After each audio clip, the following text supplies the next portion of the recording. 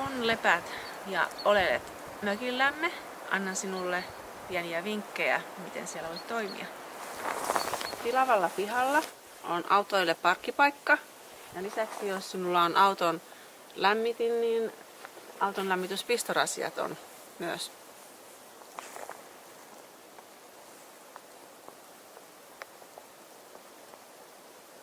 Mökissä on takka ja puulämmitteinen kiuas.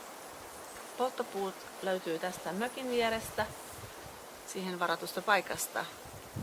Lomasi aikana voit laitella jätteet energiajätteisiin ja sekajätteisiin.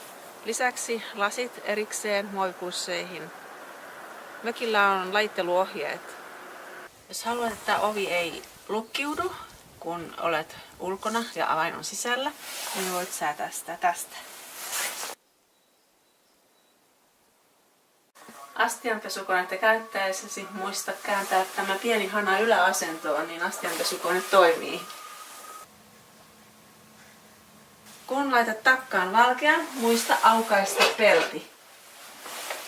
Kun laitat valkean, niin laita ensin puita takkaan. Vähän tällaisia ohkaisempia. Tuohta väliin.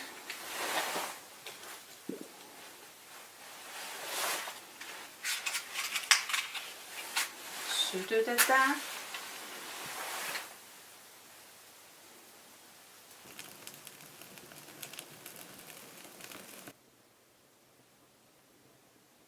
Sähkökiukkaan voit laittaa helposti päällekkäin. Tämä laitetaan vasemmanpuolista ripua 4.